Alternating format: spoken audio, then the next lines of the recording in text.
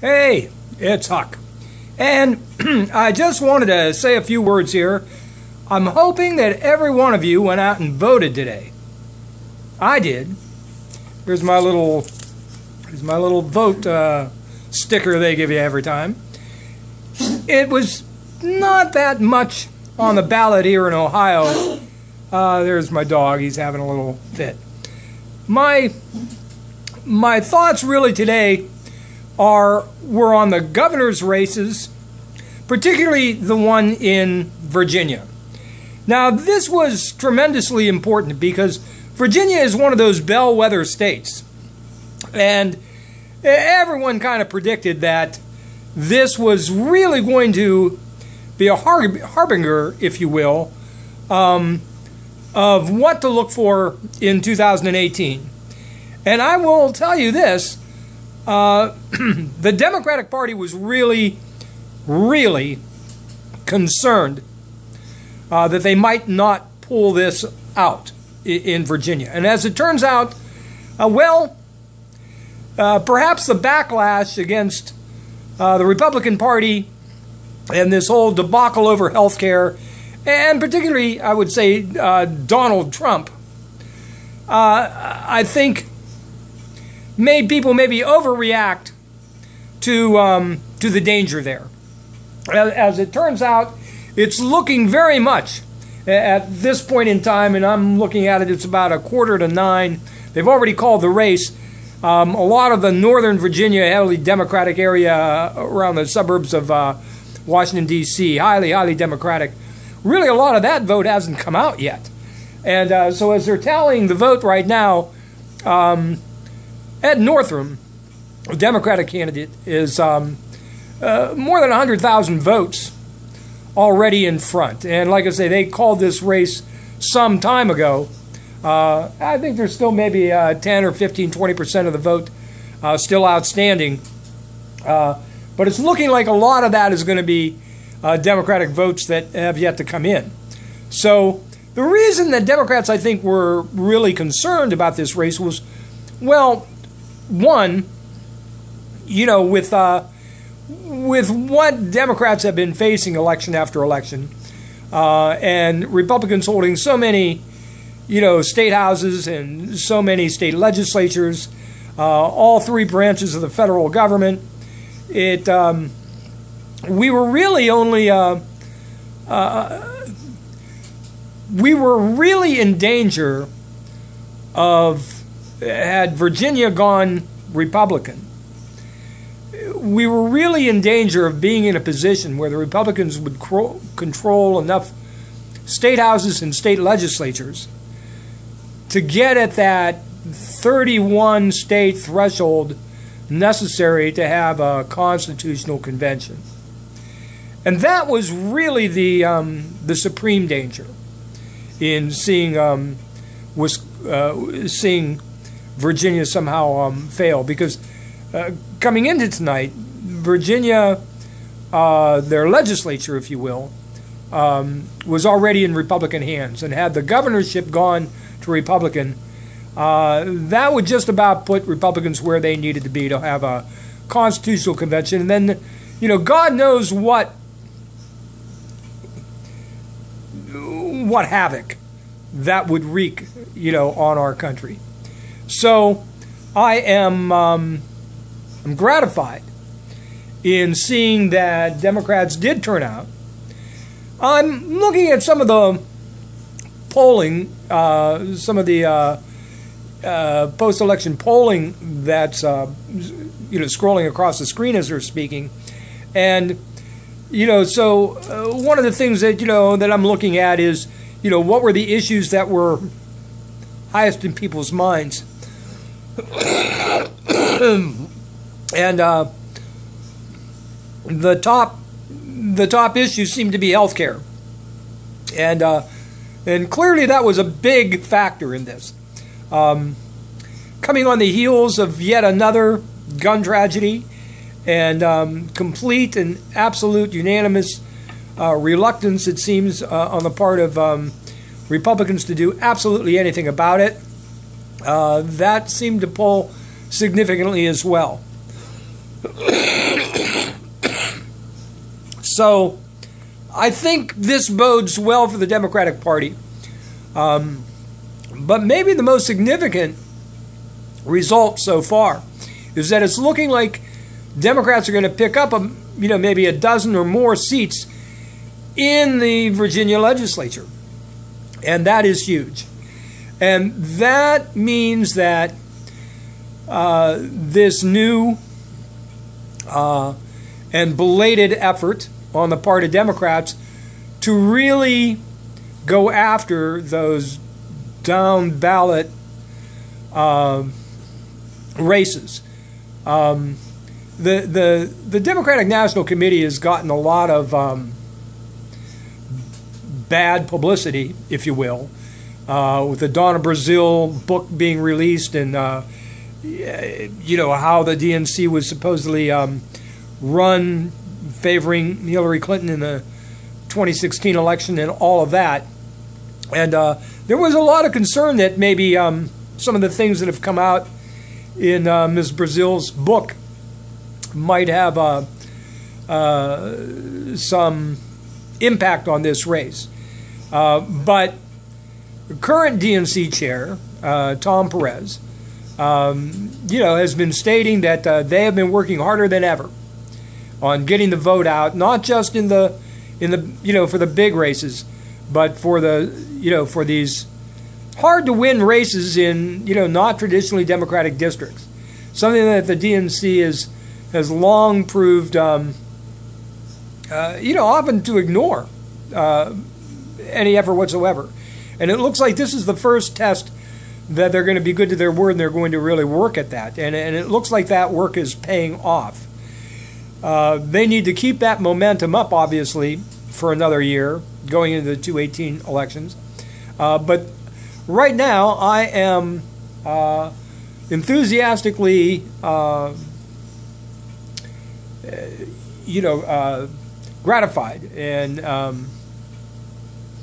happy to see that Democrats are finally starting to turn out for these off-year elections. There have been several problems getting out the Democratic vote in some of these non-presidential years, and this is the first sign that maybe some major corrective steps are being made.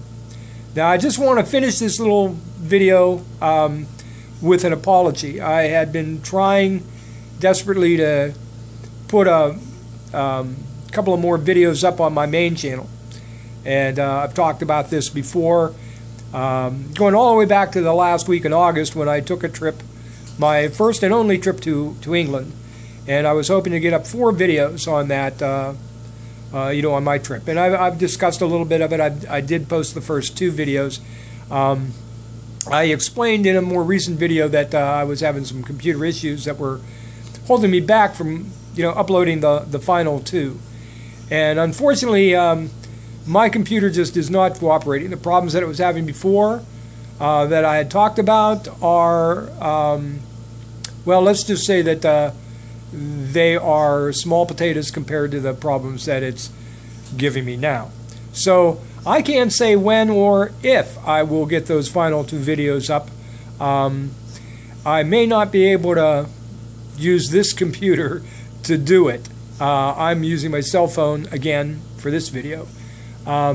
So I do not have the money to spare. I am faced with a lot of bills right now. I've got just switched my health care insurance over. I was just put on Medicare, and I've got a Medicare Advantage plan, and I've got a high deductible that I'm going to have to shell out some money for to keep my oxygen, and a few other things. So there's some money going out right now that, and on top of that, I'm still, really trying to pay down, that trip. So a computer, I'm afraid, is kind of out of the picture for the foreseeable future. You may have to put up with videos like this, and I apologize for that. I want to thank all of you who went out and voted today, even any of you out there that may be Republican. It is your civic duty to vote, and every election is important. None more so than in these times we're living in. If you care about health care, if you care about gun violence, if you care about inequality, if you care about inequality of wealth, if you care about, anything close to a living wage, if you care about holding on to your Social Security, your Medicare, Medicaid, if you care about any of these things, if you care about the rights of our gay and transgender, fellow citizens, your voice is absolutely necessary. You have to vote, and you have to study, what the positions are of these folks, and then get out and vote. Again, this is looking to be a mighty good day. It looks like we're going to, there'll be now a Democrat in the office of governor for New Jersey. Don't let the door hit, who's larger than life butt on the way out, Mr. Christie. There's an important Medicaid expansion issue on the ballot in Maine, and a number of other things that are going on around the country. I'm not exactly, like I said, we didn't have any real, the only thing we had here in Ohio statewide really were two statewide issues, but they didn't really play, anything into a national frame of reference. So there were some local races here, however, and I'm very proud. My mom used to work for the election board and was one of those poll workers, that you would go down to, and have you sign in when you voted every year. My mom did that for years, and so I grew up believing very strongly in voting in every election, and I think I've only missed maybe one or two elections, in my entire life that I can think of, and none that really, I can't remember ever missing an election that had any real consequence or any, any major statewide or certainly any, national significance ever. So anyway, I hope you can hold up your sticker today, and I'm going to talk a little bit more in maybe my next video about what this election really means, and what, if anything, we can take from it. But as a teaser for that, I think overall, like I say, I am encouraged. I am encouraged that maybe we have learned a lesson from 2016 of just how bad things can get if we don't turn out and vote in these elections. And we can't just sit back and wait for the next presidential election to have our voices heard. So again, this is a pretty encouraging news so far tonight. I see a few things in some of the numbers I'm seeing that show that we have some work yet to do. For instance, about 60% of white folks still voted Republican.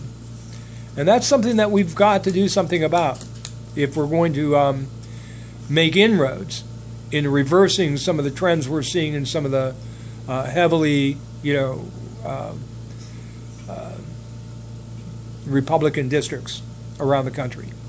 So there's more work to do, but part of fixing those problems is, one, making sure that each of us are motivated to get out and vote and to work to elect progressive candidates. And another part of that is maybe one of the things I think that has come out of the election of Donald Trump is that we are seeing people come out of the woodwork who have never been motivated to run for office before. And we're seeing a whole lot of new and exciting, charismatic, potential winning candidates who probably never thought of running for office before. And that's exactly, one of the big things that I think, the Democratic Party has been missing is, it's great to have ideas and it's great to, be on the winning side, but you also have to have a little bit of charisma to win these elections. And so I'm glad to see that we're seeing so many new energized faces throwing their hat into the ring. That's going to be a big part of any success we might have in 2018. Again, I thank you for watching. I will see you again real soon. Let's see if I can successfully shut this off. Never wants to obey me here.